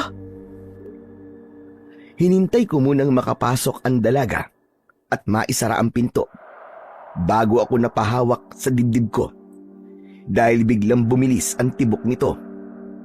Habang naglalakad pabalik, ay paulit-ulit na bumalik sa isip ko ang nangyari. Dahil doon, hindi ko namalayan na lumampas na pala ako sa bahay ni Lolo Ambo. Carlo, Apo! Hoy, saan ka ba pupunta? Nang marinig ko ang boses na yun ng matanda, ay saka ko lang napansin na lampas na pala ako. Nagtataka tuloy ang tingin sa akin ni Lolo. Wala po. Dito lang po, magpapahangin. Bakit parang wala ka sa sarili habang naglalakad? Halika na nga rito. Abay, kanina pa kitang hinihintay eh. Napakunot ang noo ko dahil sa sinabing yun ng matanda. Naglakad ako papalapit at pagpasok ko ay saka ko nakita na naroon ng ilan sa mga kalalakihan sa lugar namin. Nandito raw sila dahil gusto nilang iasa sa iyo ang tungkulin na talunin ang Panginoon ng mga kalibulan. Naniniwala sila sa kakayahan mo sa pakikipaglaban na po. Panginoon? Tama bang narinig ko? May Panginoon sila? Oo, Apo. Ang pinakamatanda sa kanilang lahat. Higit itong mas mabilis at malakas kumpara sa iba. Kaya itinuturing nila itong pinuno. Saglit akong nawalan ng imik. Iniisip kong dapat ko bang tanggapin ang alok ng mga kausap ko. Kung totoo ang sinasabi ng mga ito na pambihira ang lakas ng nasabing aswang, siguradong wala akong pag-asang manalo. Kung tatanggapin ko po yung sinasabi nyo, para ko na rin po kayong pinaasa na kaya kong talunin ang aswang na yon. Ayoko po kayong mabigo dahil sa akin. Naniniwala kami sa katapangan mo, Apo. Kung sakali mang hindi ka magtagumpay, kasama mo pa rin kami hanggang sa huli. Kung ganun sige payag na po ako. Pero hindi po ako nangangako na kaya kong manalo. Ang maipapangako ko lang ay gagawin ko ang lahat ng makakaya ko. Sapat na sabi nyo na po. O siya, sige na. Magsiuwi na kayo mga kasama at baka inihintay na kayo ng mga asawa ninyo. Bago umalis ang mga bisita, ay lumapit muna sila sa akin at nagpasalamat. Sinabi ko naman sa kanila na saka na lang sila magpasalamat sa akin kapag tapos na ang lahat. Nang wala na sila, ay nilapitan ako ni Lolo Ambo. Umamin ka na ba sa nararamdaman mo kay Nadine, Apo? Po? Umamin? Ano po bang ibig niyo sabihin? Ay, nako. Huwag ka na magkailak sa akin. Pinagdaanan ko na rin yan. Alam ko may pagtingin ka sa kanya. Ano? Nagtapat ka na ba? Si Lolo talaga Pero Lo, hindi pa po Saka na lang siguro. Kapag maayos na po ang lahat. Anong saka na lang? Paano? Kung hindi ka na magkaroon ng pagkakataon, sige nga. Sa tingin ko naman, ay may pagtingin din siya sa'yo. Sana nga, Lo. Pero saka ko na lang po problemahin yun. Sa ngayon, kailangan ko muna mag-isip kung ano ang gagawin ko bukas para tapatan ang lakas ng aswang na yun. Kailangan mo ba ng armas, Apo? May nakatago ako rito. Bigay pa ito sa akin ng tatay ko nung siya ay buhay pa. Pagkasabi nun, ay pumasok ang matanda sa kwarto at nang lumabas ito, ay may bitbit ng isang mahabang bagay. Namangha ako nang mati ako kung ano yun. Isa yung katana o mas kilala bilang samurai sword. Nang iabot yun sa akin ni Lolo, ay kaagad ko yung hinugot. Kuminang ang talim nito matapos maalis mula sa kaluban. Lo, ipapagamit mo sa akin yan? Kung makakatulong ba yan bakit hindi? Alam mo ba kung paanong gumamit niyan? Ngayon lang po ako nakahawak ng katana. Pero kaya ko naman po itong dalhin at gamitin. Mabuti naman kung ganun. Alam mo ba, Apo? Simula nang ibinigay sa akin yan ng tatay ko, ni minsan hindi ko man lang yan tinangkang hugutin. Pakiramdam ko kasi, masusugatan ako sa oras na ginawa ko yon. Kaya itinago ko na lang. Kung gusto mo sa'yo na lang yan. Ipapamana ko na sa'yo. Gusto ko sana pero wala naman akong paggagamitan yan. Kaya itabi nyo na lang po ulit pagkatapos ko pong gamitin bukas. Kanina parang hindi ka sigurado na mananalo ka. Pero ngayon, mukhang mataas na ang kumpiyansa mo, Apo. Parang ganun na nga po, Lo. Handa na po akong harapin ng aswang na yon. Tignan ko lang kung matalas pa ang ngipin niya kaysa sa talim ng katana na to. Pagkatapos ng pag-uusap namin na yon ni Lolo, ay nagpaalam na siyang matutulog. Ako naman ay nanatili pa ring gising at pinag-aralang gamitin ang hawak-hawak na armas. Nang hindi makontento, ay lumabas ako ng bahay at lumapit sa sagingan. 3 puno ang sabay-sabay na naputol at bumagsak matapos ko yung atakihin. Nasisiyahan akong naglakad pabalik sa loob ng bahay matapos kong matiyak kung gaano katalim ang sandata na hawak ko. Kinabukasan, maghapon kaming abala sa paghahanda para sa nalalapit na paglabas ng bilog na buwan. Tumulong ako sa pagkuha ng mga sanga ng kahoy para gawing sibat. Ibinigay namin yon sa mga kababaihan para may magamit silang pandepensa kung sakaling may lumapit na aswang sa kanila. Bukod doon, sinabihan ko rin sila na magdala ng bawang at asin. Kinagabihan, 9:00 pa lang, ay paisa-isa nang sumulpot ang mga kalibulan. 2 sa mga kasama ko ang kagad na nasugatan matapos makalmot, kaya sinabihan ko na magtago na lang din para hindi na madagdagan ng sugat. Nang lumalim ang gabi, dumating na ang hinihintay ko. 5 kalibulan ang dumating kasama na roon ang pinuno ng mga ito. Nasabi ko yon na ang pinuno nila dahil ito ang nangunguna. Nang makita nito ang nakakalat na bangkay ng mga kauri nito, ay bigla itong umatungal sa galit. Dahil putol ang mga katawan ng mga aswang, sa akin tumuon ang atensyon ito. Nang mga oras na yon, ay hawak ko sa kamay ko ang katana. Kaya nalaman ng aswang na ako ang pumatay sa mga kauri nito.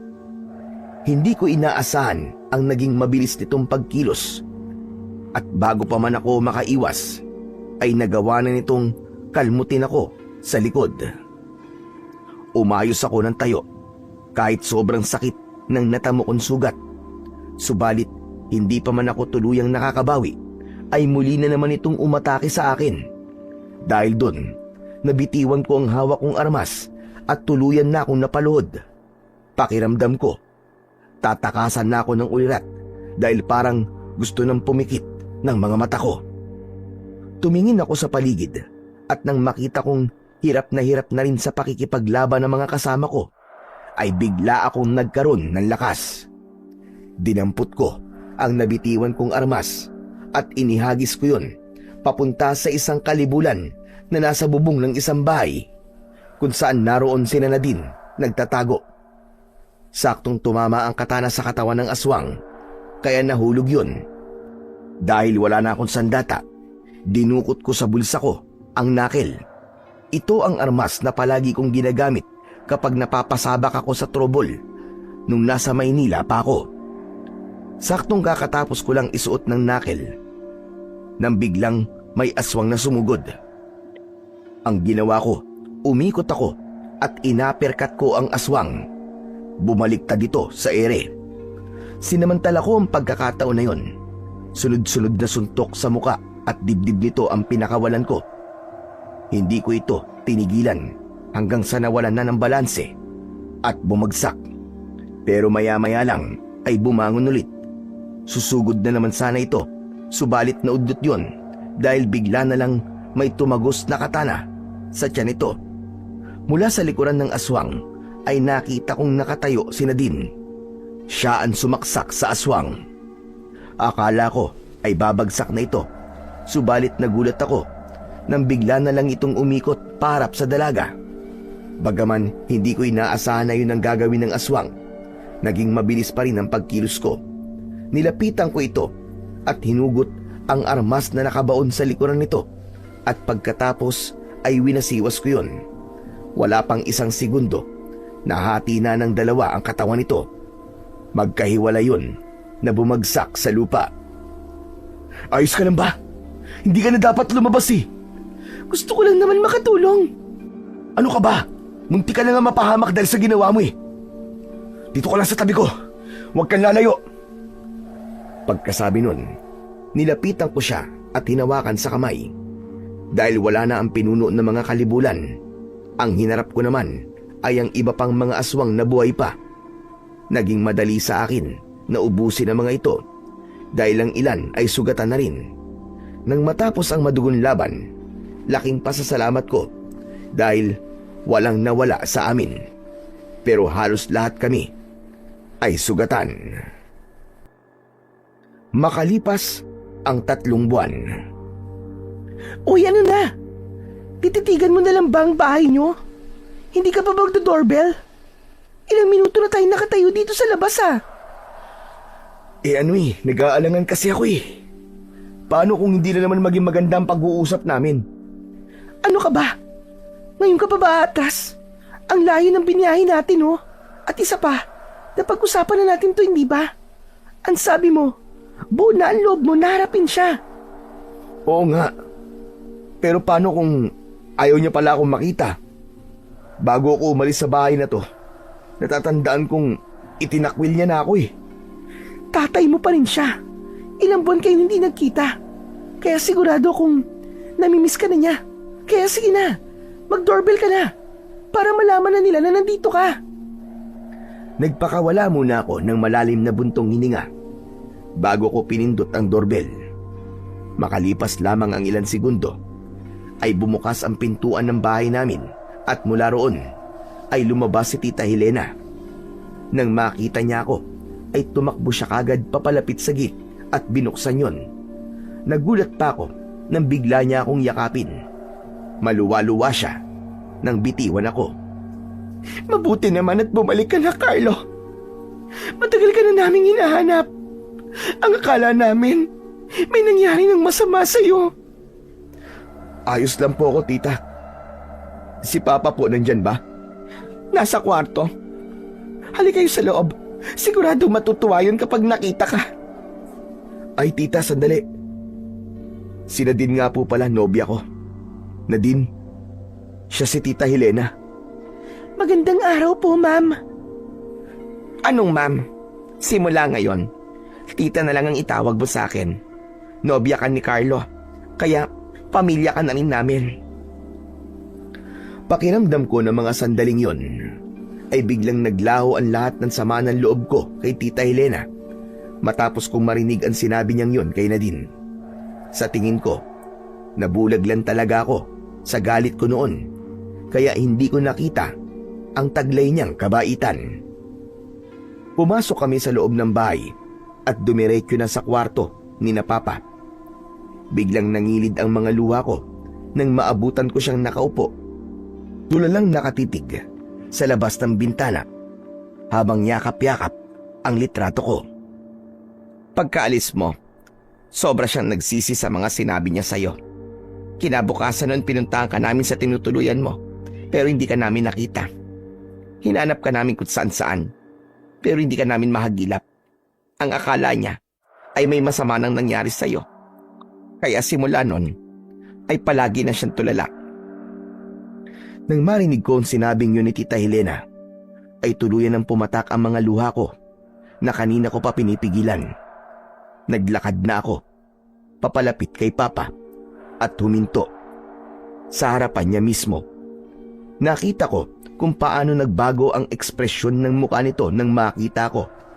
Naramdaman kong nanghina ang mga tuhod ko, kaya lumuhod ako at isinubsob ang mukha ko sa tuhod nito. Pa! Patawad, Pa! Patawad! Yun ang paulit-ulit kong binigkas habang umiiyak sa tuhod niya. Naramdaman kong hinaplos niya ang likod ko, kaya nag-angat ako ng muka. Umiyak na rin siya nang magtama ang mga mata namin. Ako ang patawarin mo, anak. Ang laki ng pagkukulang ko sa'yo. Naging makasarili ako. Sarili ko lang ang iniisip ko. Kalimutan na po natin ang lahat, Pa. Hindi pa naman huli ang lahat. Para magsimula ulit. Oo, anak. Magsisimula tayo ulit. Pagkasabi nun, ay nagyakapan kaming dalawa ng maigpit. Ang akala ko, anak, hindi na ulit kita makikita at mayayakap pa. Pasensya na po kayo kung nag-alala po kayo sa akin. Kinailangan ko po kasing lumayo muna para makapag-isip-isip. Ang mahalaga ngayon, anak, ay nandito ka na ulit. Salamat at binigyan mo ako ng pagkakataon na makasama ka ulit. Pagkatapos ng pag-uusap namin yun ni Papa, ay tuluyan na kaming nagkaayos. Bumalik na rin ang dating sigla sa katawan niya, kaya naging normal na ulit ang lahat. Makalipas ang ilang buwan, nagpakasal kami ni Nadine at bumalik kami sa Sitio Macabebe para dun bumuo ng masayang pamilya.